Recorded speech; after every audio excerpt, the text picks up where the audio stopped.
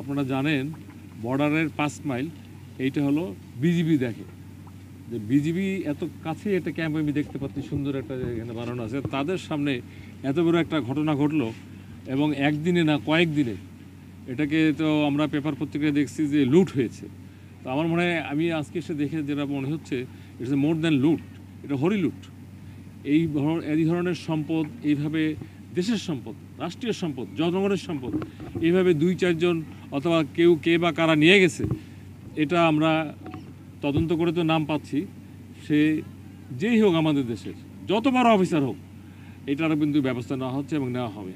আপনারা জানেন আমাদের দেশের প্রেসিডেন্ট, প্রধানমন্ত্রী জেল খাটা, এর বাইরে আছে কেউ?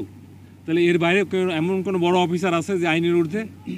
এটার সাথে জড়িত সে যেই হোক খুঁজে বের করে আইনের আওতায় নিয়ে আসা হচ্ছে। একটু সময় লাগে, আপনারা জানেন একটা প্রসিডিউর। নতুন ডিসি সাহেব এসেছে, his a very courageous person, আপনারা সবাই জানেন।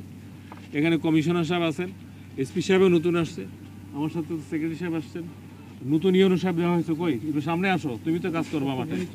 হ্যাঁ হ্যাঁ, উনি থাকবেন।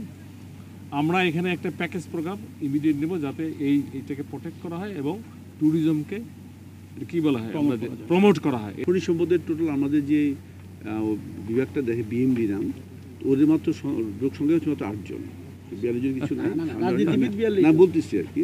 তো 8 জন আমরা কিন্তু আমাদের যারা ছিল, আমরা তো যেটা কী করি, আমরা আসলে জিনিসটাকে প্রশাসনের দৃষ্টিতে আনি, দৃষ্টিগোচর করি এবং আমরা অবহিত করি। তো আমরা আসার পর থেকে আমরা নিয়মিত, আমি ব্যক্তিগতভাবে এখানে কয়েকবার এসেছি।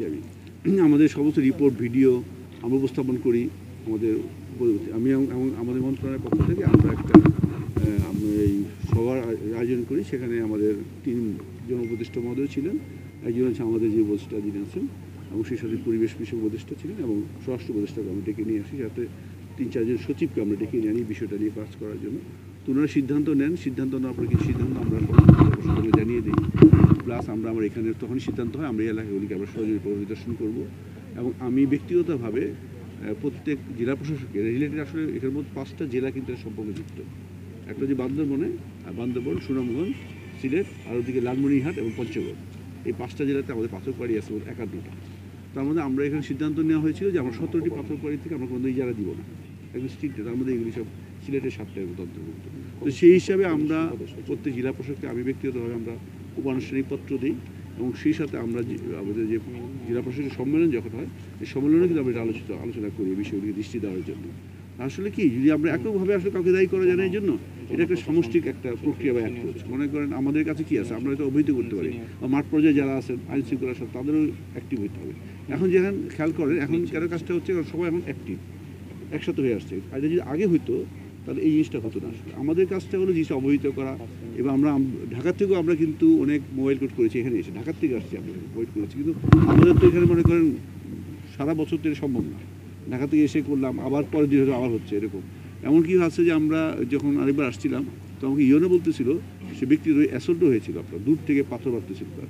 এখানে তো শ্রমিক সংখ্যা অনেক বেশি ছিল এখানে, এবং ওই পরে আমরা ওই পারে গেছি আপনার সিকিউরিটি বিষয় ছিল যে আসলে এই কাজটা করতে হলে এখনো এলাকার লোকদের সচেতন হতে হবে যে আমরা এলাকায় পরিবেশ করতে